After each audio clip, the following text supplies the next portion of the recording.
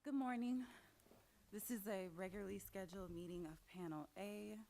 My name is Jamie Wright. I'm the chair. Can staff please come forward and take roll?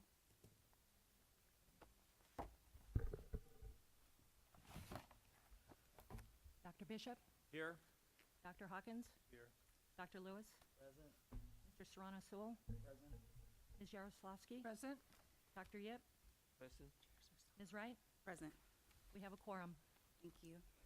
I'd like to thank Judge Cohen for being present with us. He will be helping us with the evidentiary matters as well as keeping track of time. So our first item is an oral argument on petition for reconsideration.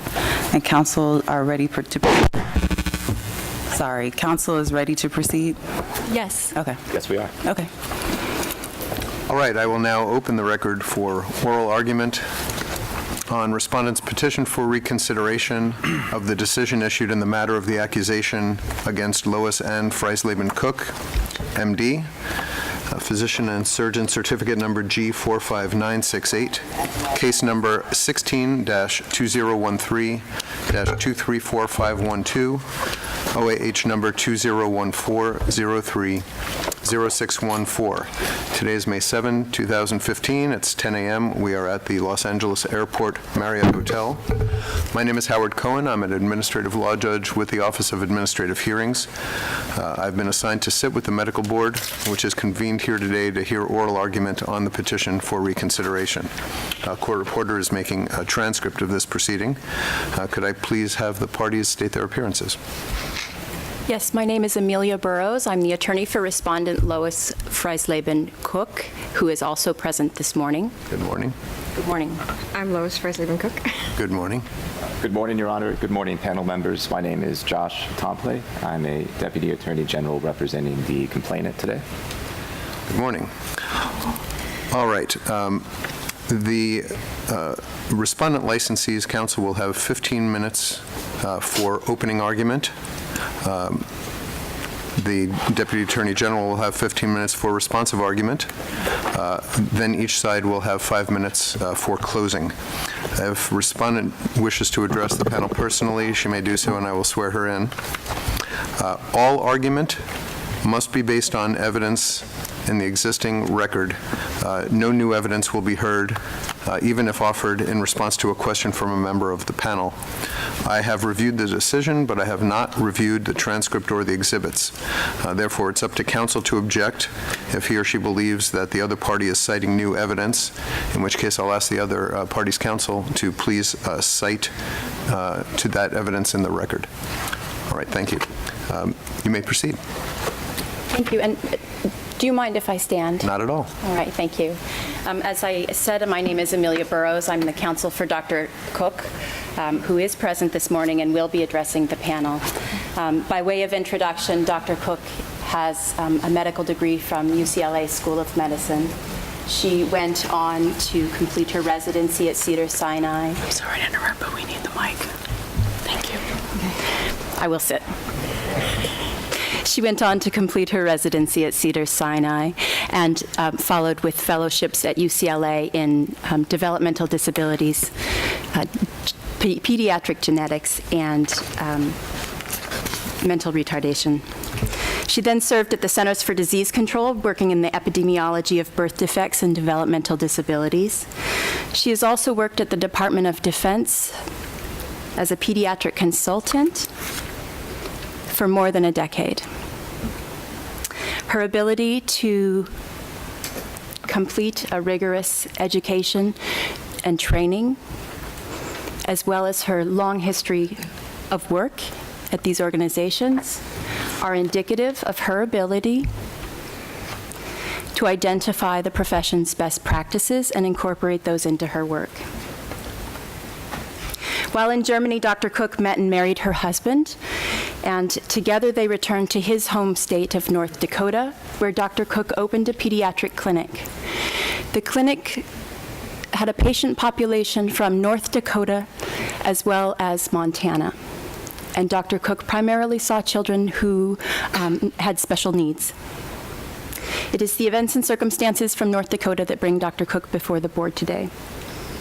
The state of California has taken action against Dr. Cook's license. The first reason is for an admitted failure on Dr. Cook's part to timely complete electronic medical records.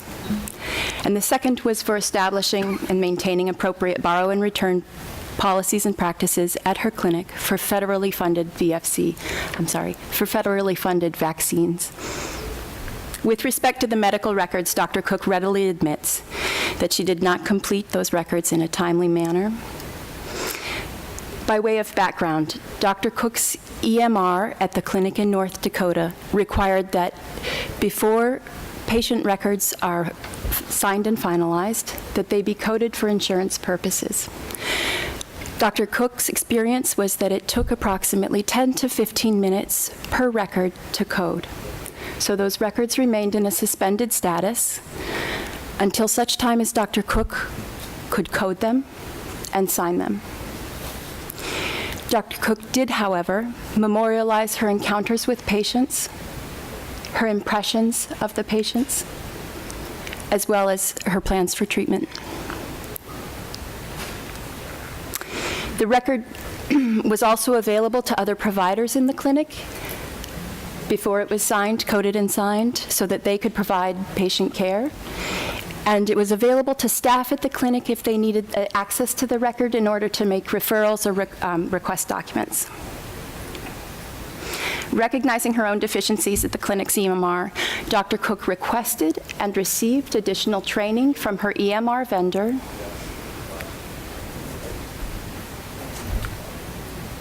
And to date, Dr. Cook completes all of her medical records in a timely fashion at both clinic and hospital. As you are aware, Dr. Cook has a prior disciplinary matter concerning a failure to document in 2 patient records, as well as prescribing to her adult daughter on a single occasion. As a result of that discipline, Dr. Cook was required to take a PACE course in medical record keeping, which she completed in 2008. That course largely focused on the appropriate content of medical records, not necessarily the best practices for EMR.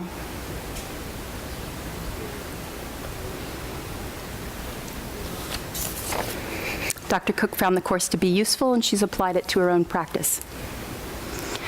With respect to the issue of vaccines for children, Dr. Cook's philosophy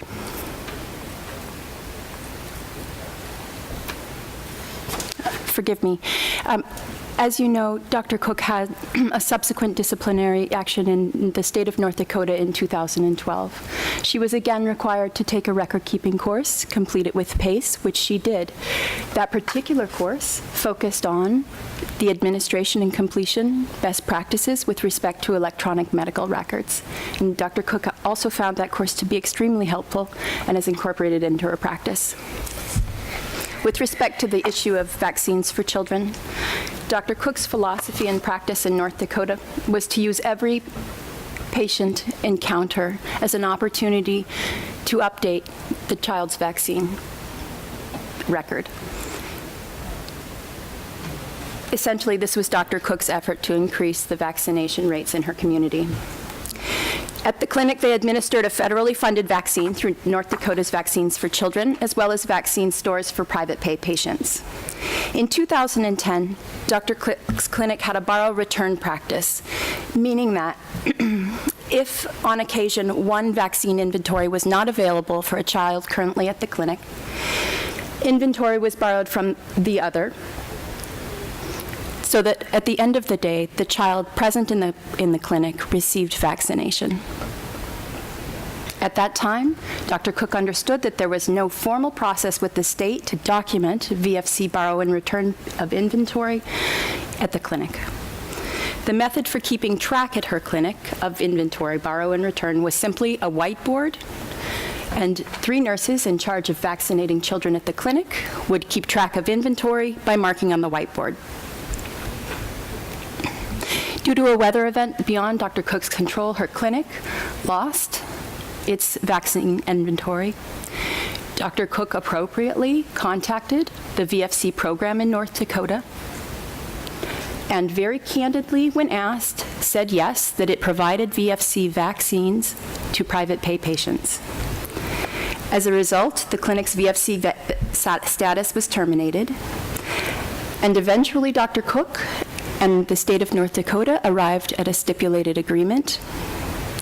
That agreement was admitted at hearing, and it's in the record as Exhibit A.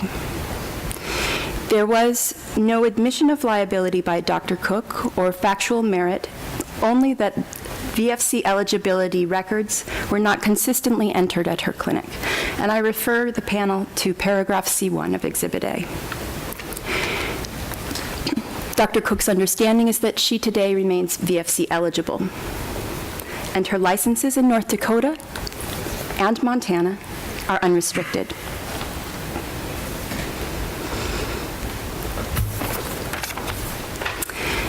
And because the record reflects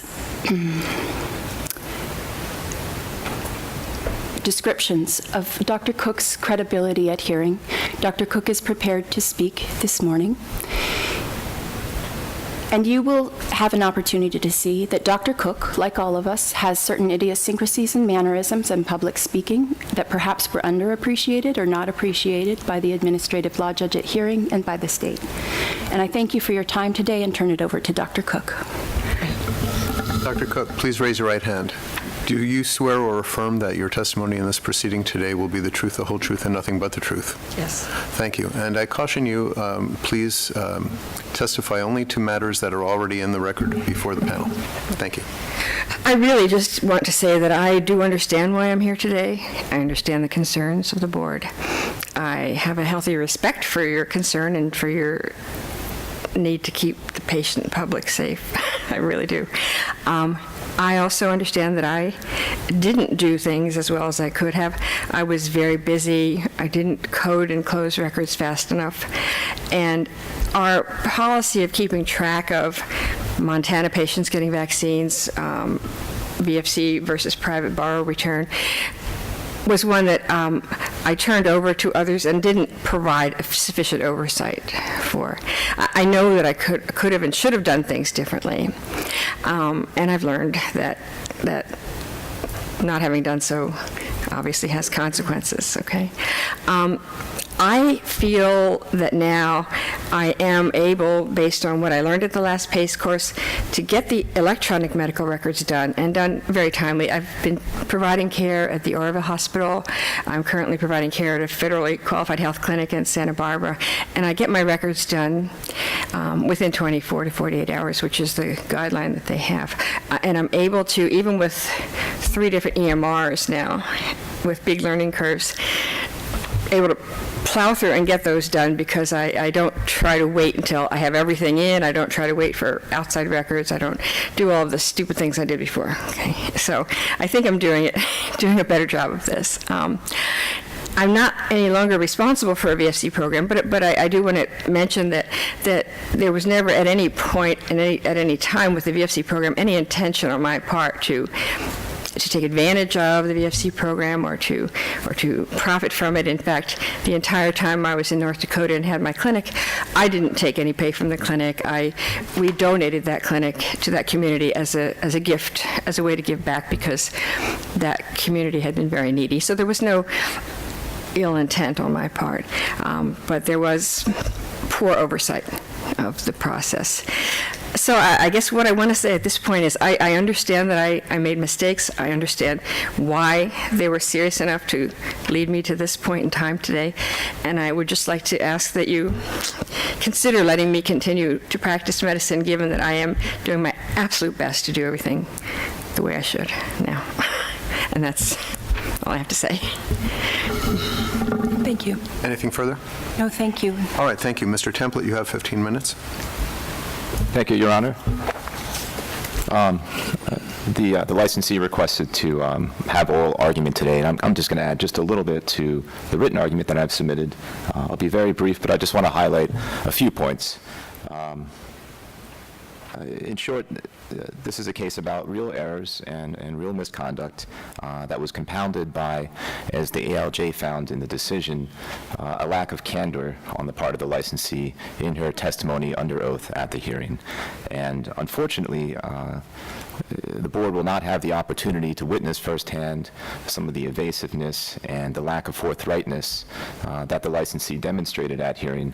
And all I can do is point you to the written argument where I've highlighted a few points in the transcript where this licensee was plainly evasive. And I think then the penalty here reflects that. It's more than just the errors and the misconduct. It was compounded by multiple findings by the ALJ of evasiveness. So just briefly then, on the two different types of misconduct at issue, the first is the record keeping. The details of the record keeping are in my argument. I think I'd just like to point out a few highlights. One is the licensee's attitude toward this record-keeping error. At the hearing, she was asked by her attorney to explain the basis for the North Dakota discipline regarding her record-keeping. And Dr. Cook said, quote, "The complaint was that in my electronic medical record system, I wouldn't finalize my records until after I had coded them, and so they would stay in my inbox unsigned and waiting to be coded for longer periods of time than the North Dakota board would like." To me, that choice of language suggests disagreement with the North Dakota board's finding that medical records should be timely submitted. I want to share one other quote, and this is in the more recent written argument submitted to the board today.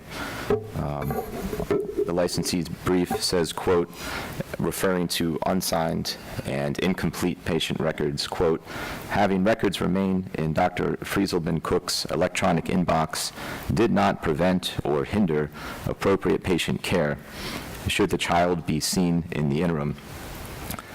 I think that fundamentally misstates the basics of medical record keeping. The licensee has had 2 required medical record keeping courses, and yet this phrase appears in today's brief. Isn't the point of medical record keeping to ensure timely documentation of a patient's medical record, contemporaneous and accurate reference for future patient visits? Isn't it plainly compromised when records remain suspended, incomplete, unsigned? And last, I just want to highlight a few of the issues with the vaccination program. This is the second leg of misconduct. There's no dispute that Dr. Cook's clinic was terminated from the North Dakota federally funded vaccination program for children for violating its rules and for mismanaging its vaccines. Further, the licensee never produced any proof, apart from evasive testimony, showing that her clinic was ever reinstated to that program. To this day, she is not allowed to dispense vaccines in North Dakota. She has since moved to California. So last, I want to address the point that the board has, I think, asked us to focus on: penalty. The licensee rejects any probationary form of discipline. The 5 years recommended by the ALJ who heard this matter, the 3 years initially imposed by the board, and apparently even 1 year of probation is too much. It is her view that she should receive only a letter of reprimand. That would be her second letter of reprimand by this board. A letter of reprimand can hardly be appropriate for a repeat offender, particularly one who has been found to lack candor and to be less than forthcoming while testifying under oath before an officer of the board.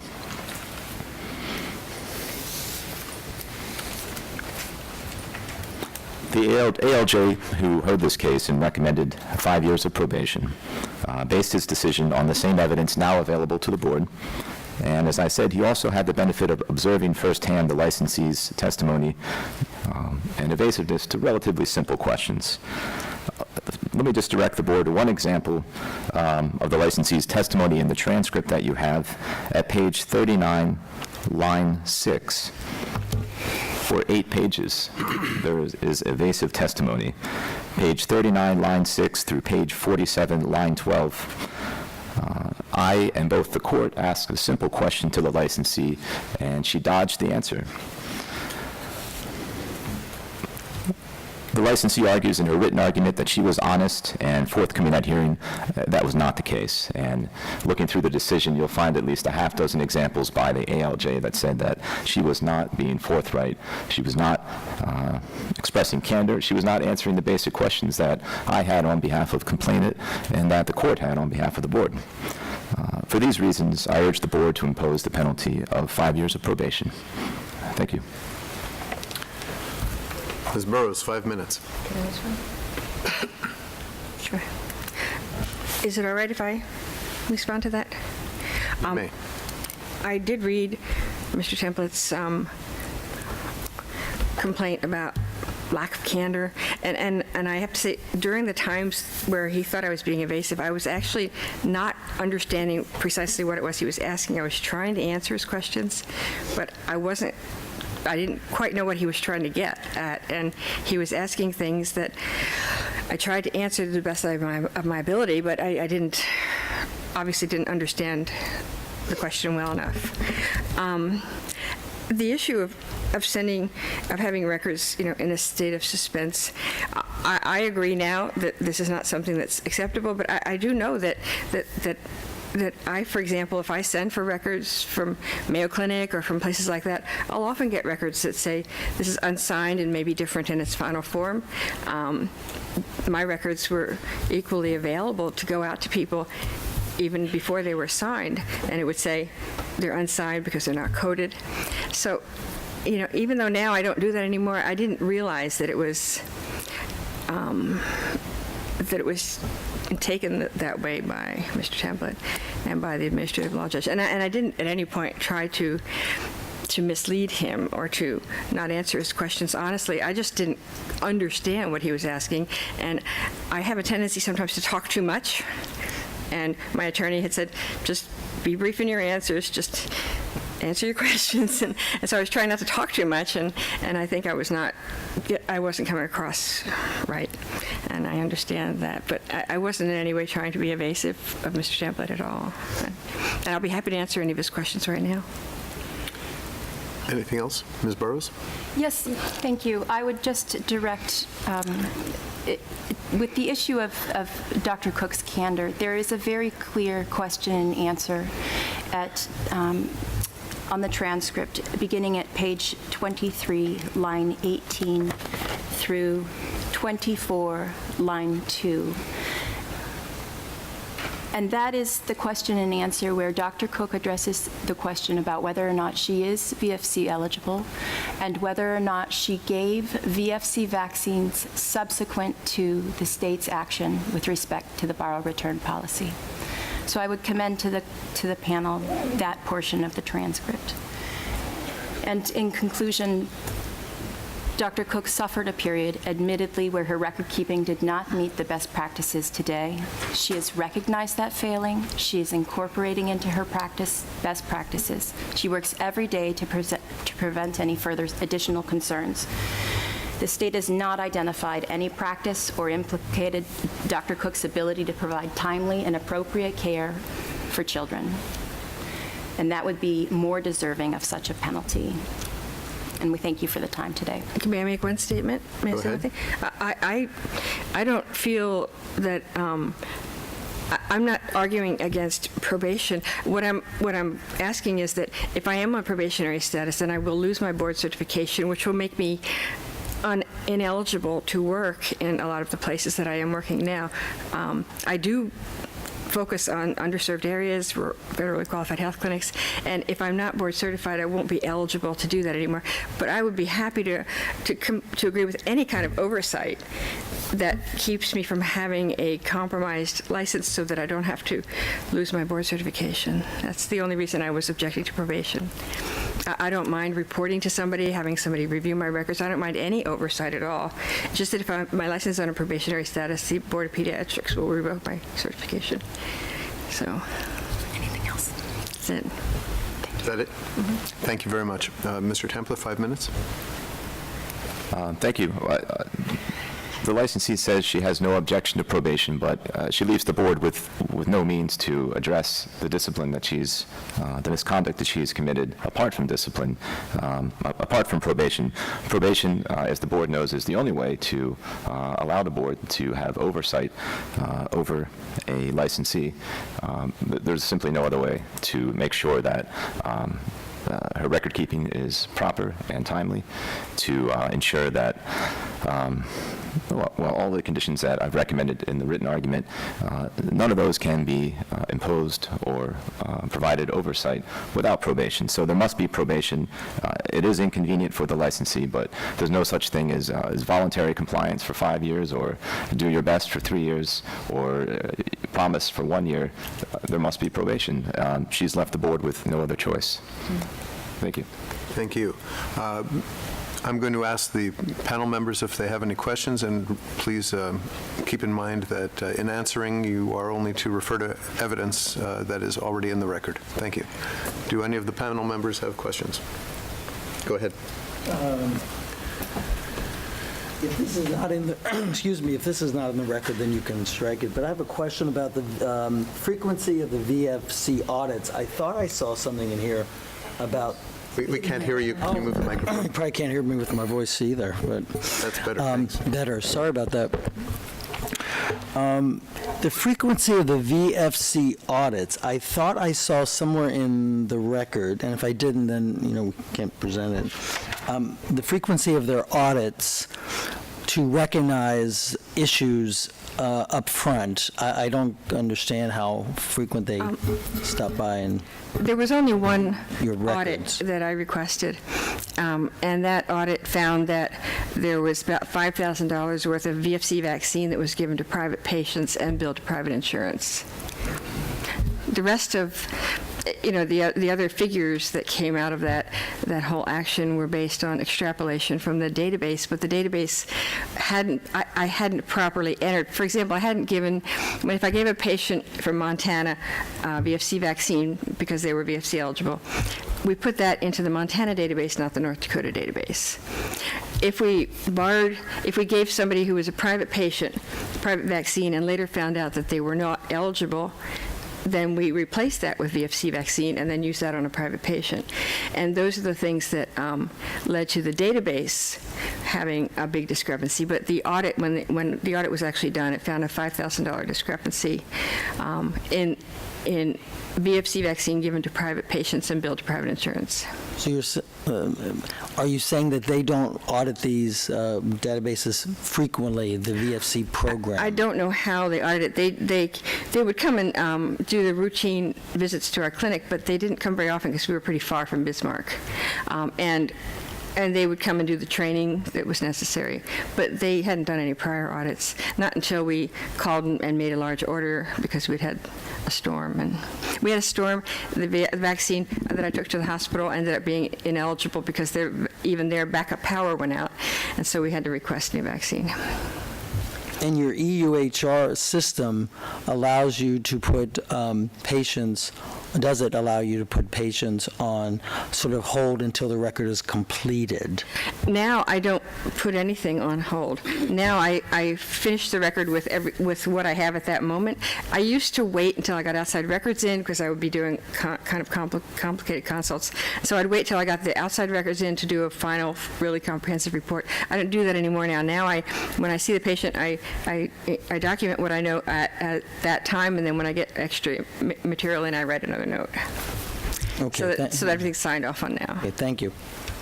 Any further questions? Yes. So your license in Montana and North Dakota is restricted or unrestricted? No, unrestricted. Unrestricted, okay, thank you. Any further questions? All right, that being the case, the matter is submitted, the record is closed, and we will go off the record. Thank you very much. Thank you. We will now go into... Okay, so we will now go into closed session, so we'd ask that everyone that is not supposed to be here, please leave and come back in open session. Thank you.